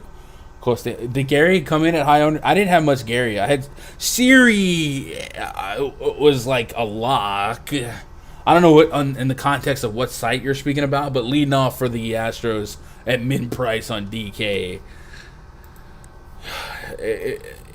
The term free square, like at min price, that's as close to a literal free square as it comes. Obviously, getting that leadoff homer pulled a lot of pressure off him real quick. But yeah, Gary though, Gary at the bottom of his lineup, it's not one that I would force a lot. Avi Garcia was questionable, so I'm not gonna. I think Siri's the only one I'm putting on you, dog. If we fake chalk go off, I play chalk, they will bust. Y'all are wildin'. Orioles lineup not out yet. Phillies lineup is out. Odubel Herrera, Gene Segura, Harper, Romuto, Brad Miller batting 5th. Andrew McCutchen batting 6th. Didi Gregorius batting 7th. Freddie Galvis batting 8th. Boom, confirmed. So that's the same projected lineup, just a little different in terms of lineup order. Yankees lineup did come out. DJ, as my old lady would say, LeMahieu, batting leadoff. Rizzo 2, Judge 3, Giancarlo at the rhythm. Joey Gallo, Glaber, Gary, Gardy, and Gio Urshela. Guys, Brett Gardner slander shall not prosper, and don't you forget it. So as projected, Yankees lineup came out. No surprises. Did the Blue Jays lineup come out? It did. George Springer, Marcus Semien, Vladdy Jr., Bo Bichette, Teoscar, Alejandro. Don't call his name, but he's batting 6th. Corey Dickerson is in the lineup batting 8th. And then Breivik Valera batting 9th. Confirmed Blue Jays lineup. And it looks like I have spelled Breivik incorrectly. There we go. Free square only applies to Lane Thomas. Come on, buddy. No. You got to get used to the free square terminology, bro. I'm trying to ease you guys back into it because NBA is a couple weeks away, and then we really use that term. Oh, that's a free square. 12K Russell Westbrook. That's a free square, bro. Come on. Mets. Brandon Nimmo batting leadoff. Interesting.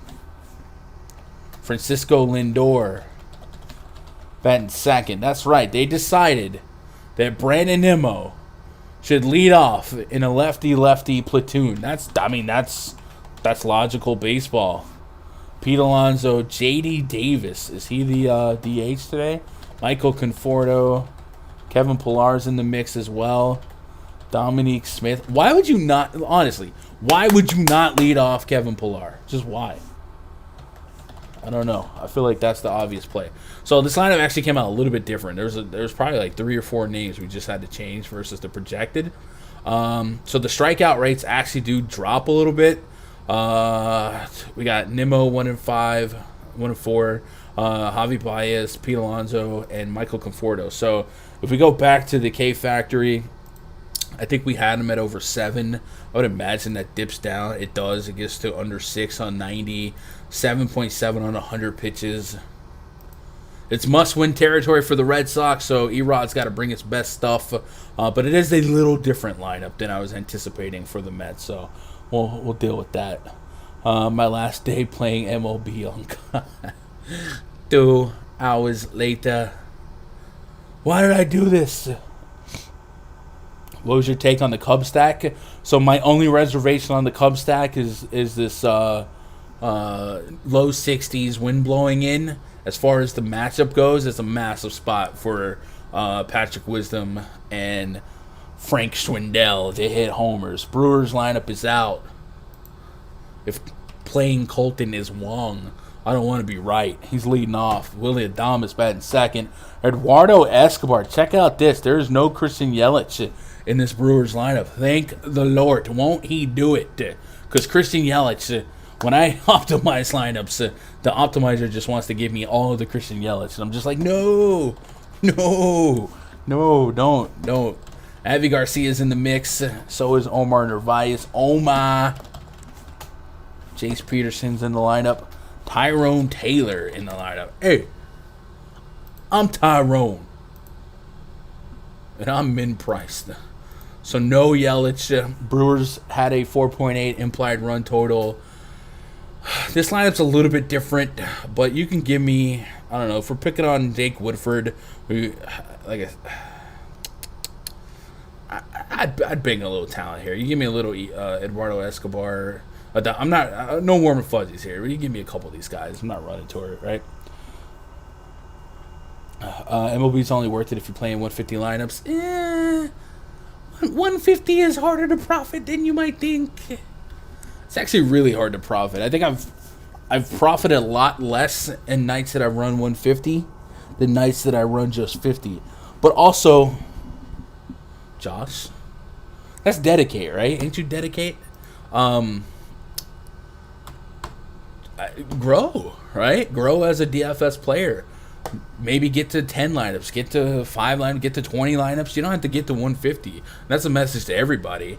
150 is an art, but it's not auto profit. It is really not. Guys, you look at payout structures for contests. If you're running 150 and you're getting to, 10% per stack or something, you're picking 15 stacks. Let's say you get 15 stacks and you're stacking each stack 10%, full 5 on slot. Like, you dang near have to win essentially to essentially have a usable profit, but you really got a top 10. Like 150 is more is harder to profit than 50 than 20. It just is because of how top heavy the payouts are. So I don't want to say that's lazy. I'm not picking on anybody because it's easy to assume that. And yeah, 150 guys are winning a lot, but they're also losing a lot. But grow a little bit. Get into those 20 entry maxes, 5 entry maxes, stuff like that. But yes, on a single entry attack approach, baseball will age you quickly. And I had to learn that real quick because 5-6 years ago when I come from the NBA streets, I'm like, this is so easy. Baseball's got to be easy too. Nope.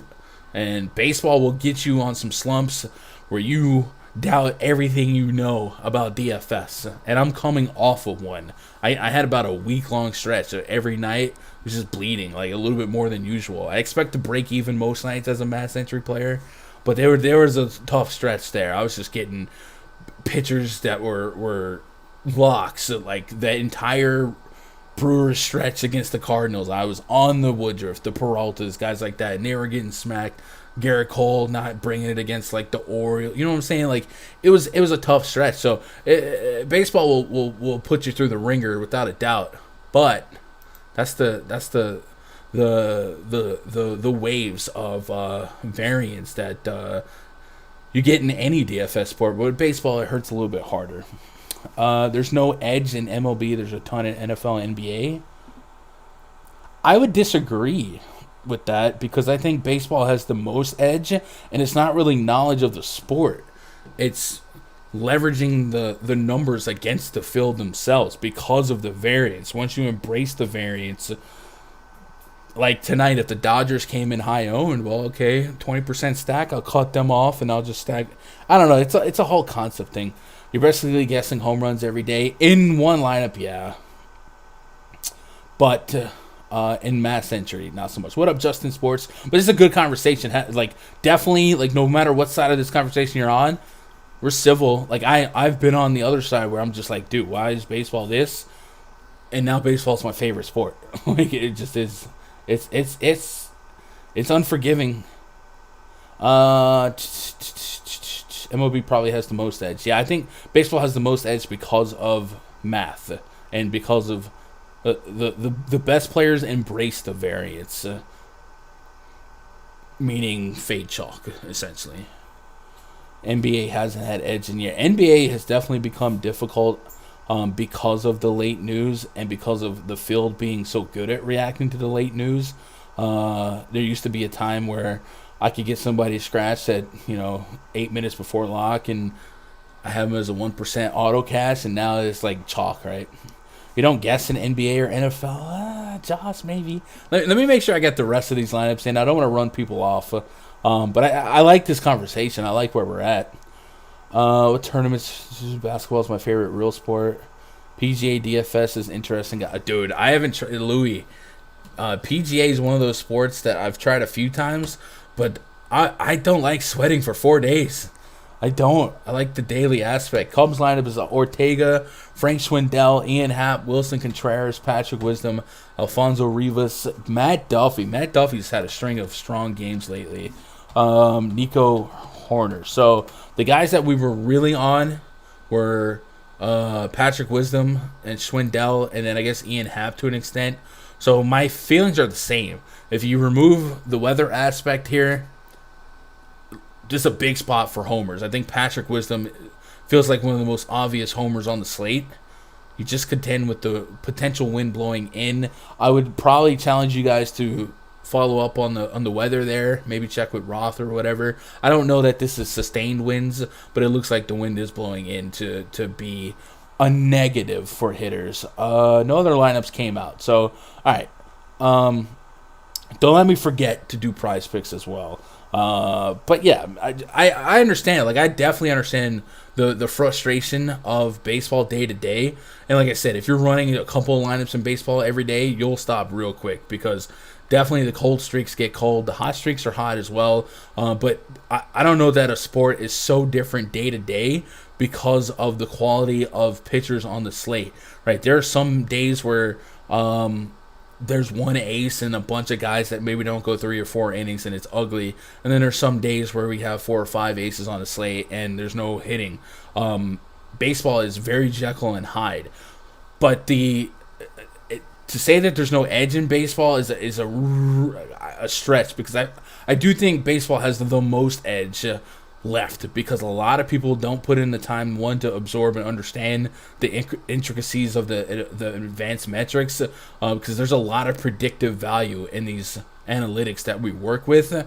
For quick example, a guy could come into a game with a 6 ERA, but he has like a 3 xFIP, a 2.5 expected ERA, the swing and strike rate was up, something like that, right? If you only saw Robbie Ray's results yesterday, you wouldn't know that, hey, this guy could be the Cy Young Award winner. So, like, that just on the surface level is something that we have that another sport doesn't really give us.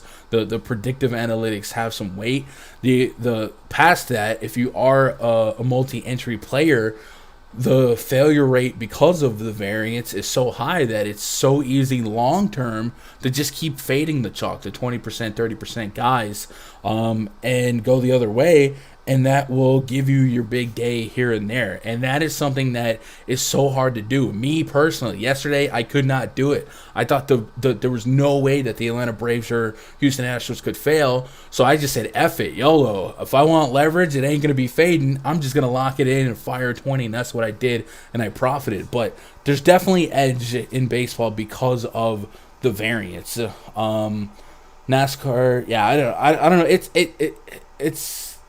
It's an acquired taste, though. Like, I 100% like don't feel any type of way because of people not liking baseball. And every year when basketball ends or football and baseball's the next sport up, I do my best to be like an ambassador for the sport and get people to play, because I want people to play baseball because I want the prize pools to be high. But I've been there, Josh. I know it's frustrating. I almost gave up on baseball DFS 6 years ago, and then I just said, you know what, F it, I'm gonna learn it, and now it's like my favorite. And I kind of, people kind of know that. It's more of a guessing sport than NBA and NFL. Maybe, but Amari Cooper, what did Amari Cooper do on Sunday? Nothing, right? Highest expected game total on the slate. And Amari Cooper, a guy that probably gets 17 targets on a normal spot like that, gets nothing. Tony Pollard goes off instead of Zeke. You cannot tell me that NFL isn't chock full of variance.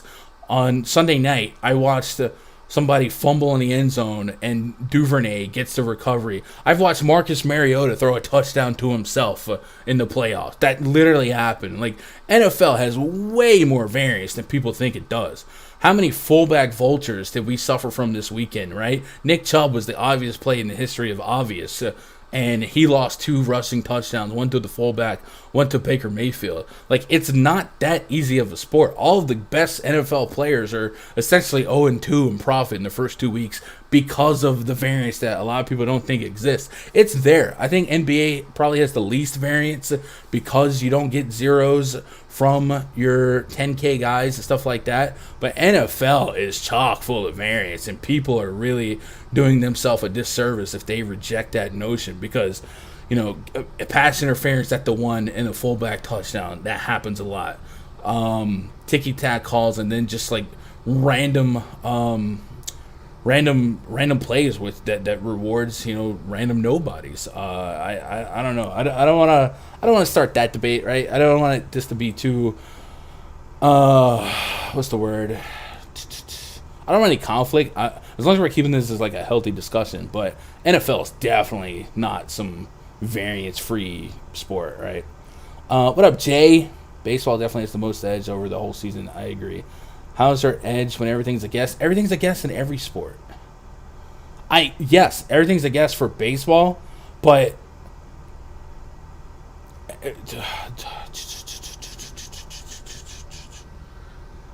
I don't know, man. Baseball is tough. If you're making one lineup every day, more than likely you're going to lose more than you win. And that's why I had to become somebody that could spot several ranges of outcomes and assign probability to those ranges of outcomes. Like last night, I thought there was just no way that the Angels or the Astros could fail, so I just went there. And that's a one-day sample size. There are days when the Yankees are facing some bum lefty and they put up 1 run, right? Like, that happens. But being able to throw a blanket over some of the more probable ranges of outcomes is probably what I would suggest. If you're struggling with one lineup, work on 5, work on 10, right? You don't need to do 150, but work on exploring several ranges of outcomes. And it might be like too late in the season for that. We're getting to the shutdown stage for some of these teams that are done, some of these teams that are locked in.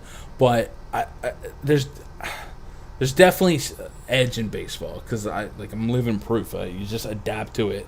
But I understand it also takes some time to be a multi-entry player. So I don't know your approach, Josh. I don't know if you're a multi-entry guy, and there's a difference between multi-entry and mass entry.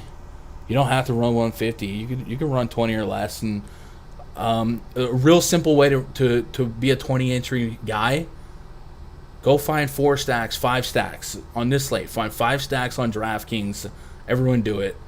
Find 5 stacks that you like, and make 4 lineups in a 20-entry max per stack. So 4, if you like the Brave stack, make 4 stacks or 4 lineups with 5 Braves. If you like the Dodgers, make 4 lineups with 5 Dodgers. Find 5 teams that you can grab 4 lineups and full stack it, and just go there, and then put in your pitchers and then some value plays, and start that process of learning how to get exposure to different stacks. You don't even need an optimizer to do that. Janovich Vulture, yeah, I forgot about that Mariota self-tutty. It happens. No. I Josh is a regular. This isn't. I'm not talking down to anyone, because there's it's natural to think like that, because the frustration of slumps and the variance of baseball is real. Like when we play a guy in baseball, and this is one of the most cliche like sayings, like Mike Trout's gonna fail 70% of the time, right? LeBron James or Anthony Davis or Kevin Durant, they're not gonna fail 70% of the time when they're supposed to do good, right? So it's easy to come from one sport and then feel the massive opposite end of the spectrum frustration wise. It is a whole different sport mathematically. But I get what he says. If 80's out, LeBron's got to smash. If Mike Trout's out, that helps nobody. Yes. When I play MLB, I usually around 15, 20. Okay. The edge is in fading chalk, really. Long term. It's not guessing for any DFS. It is. I mean, I've never won a tournament that didn't involve luck, and that's based in basketball too. I think most of my basketball banks involve some game going to overtime, right? But even for basketball, right? Like how many times we play a guy and he gets 5 fouls in 15 minutes when he should be dropping 50. So like every sport has a level of variance. I do think NBA has the least, but NBA is also becoming one of the hardest to grind because of the ownerships being what they are, because of the news being so easy to access and the field getting sharper to react to it. But as far as guys doing what you expect them to do, I guess that's happening more consistently, so it's not as frustrating as baseball.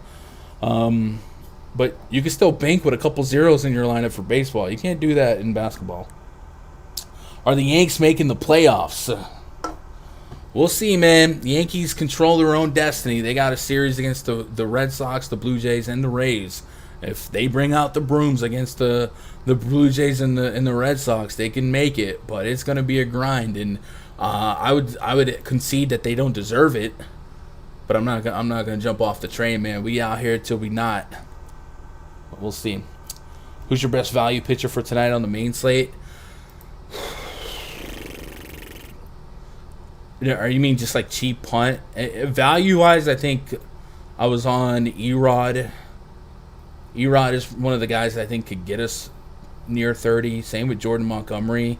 I do think they come with risk. They're volatile, but I don't see myself getting much lower than Erod and Montgomery on this slate, at least on DraftKings. So I guess those would have to be my values.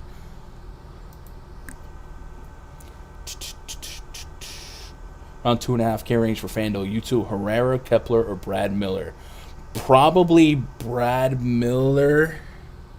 I guess Herrera's interesting too, just leading off for a team with 6+ implied run totals. I feel like Miller has a greater chance of getting a couple home runs.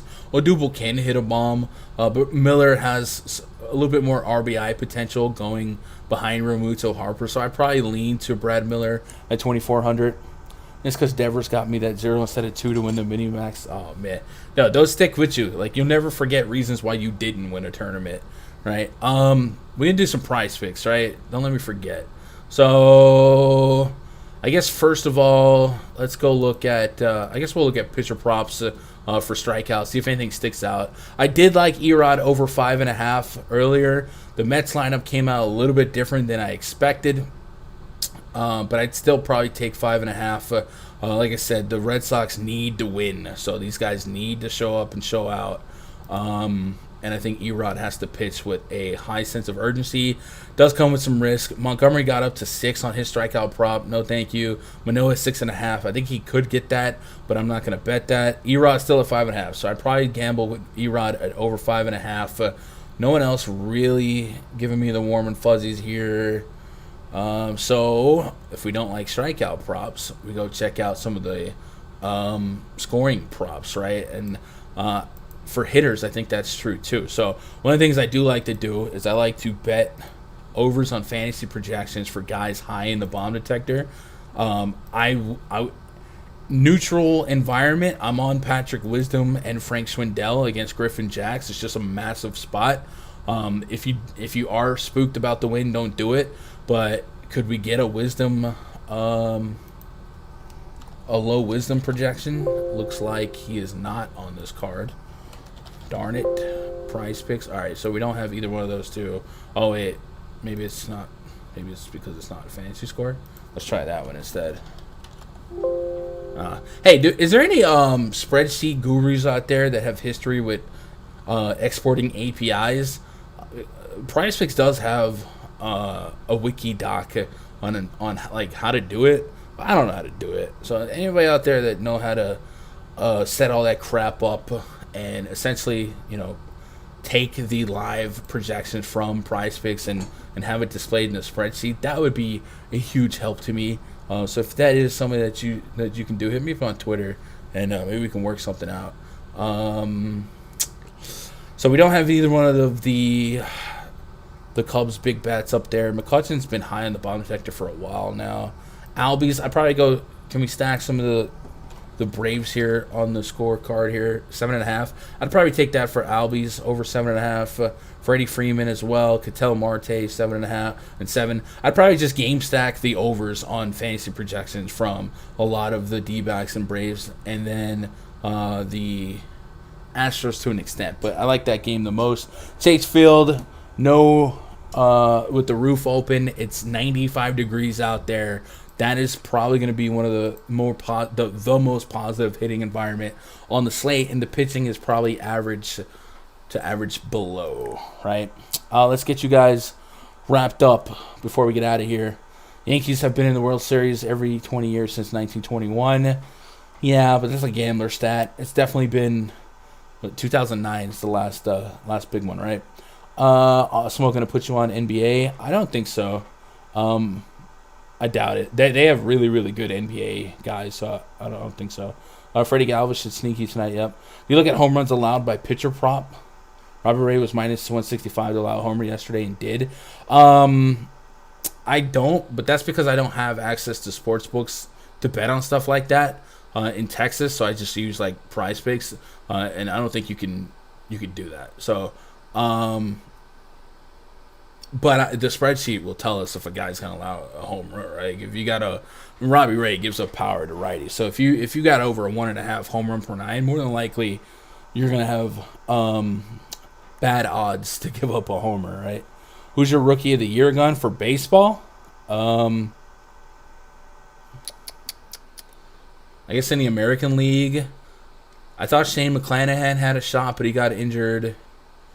Adolis Garcia is technically a rookie. I don't know if he's one of the guys that might be qualified for that. I think in the NL, you could make a case for Jonathan India. The AL is Akil Baddoo. I think he's a rookie. I don't know, man. Rookies aren't popping to me right now. We're going right back to the Braves. I am for sure. Dane Dunning plus 200 to allow a homer fade the Yanks. No. Dunning's not I don't know. He allows homers on the road. I don't know what is behind those stats, but Dane Dunning has definitely an elevated ground ball rate, but he's got a 1.45 homer per 9 on the road. So like I do think he can bleed a little bit more. His home park does play as a pitcher's park, so maybe I don't know what sets those lines as odds makers. But plus 200 against the Yankees for anybody does feel a little bit light. But if we look at his splits and really just look at his last couple of road starts, I do need to wrap us up though. I gotta get in that VIP. Maybe he's plus 200 because he's not expecting to go deep. He hasn't started since August 20th, so it's been over a month coming off of the COVID list for 2 weeks. So he's probably plus 200 because he might not see but 6 batters. You know what I'm saying? Oh no, that's list 9:15. Rangers list. Oh, it's the first start since. Okay, so he hasn't pitched more than 40 pitches since August 20th. So maybe that's a price that's set because he isn't likely to pitch super deep, right? The deeper you're expected to go, the more likely you are to give up a homer. That's math. A Rosarina. Yeah, I don't know how Randy Rosarina is still a rookie, but baseball has some weird rules when it comes to stuff like that. Anyway, chat, we are running over. So I'm going to get us out of here. The awesome MLB stream, I'm pretty sure, is is about to start. If it hasn't already, go check that out. They're going to give you the ownership information. I am going to be in the RunDFS.com VIP Discord. Come join me, man. Continue the conversation. Get in that Discord. We'll have the NFL spreadsheet up probably tonight, tomorrow. Get ready for NFL Week 3, but not before we get ready for Tuesday night baseball. A lot of important baseball out there. I can't wait to watch the Yankees and hopefully reignite a spark and we make a run here, man. I appreciate you guys making part of my day, be part of your day. Hope you crush it tonight. Twitter.com/Gundecker. Let me see them screenshots. DMs open. I love you guys. Good luck. God bless. And go win some money. Go win all of the money. All of it. Save me some.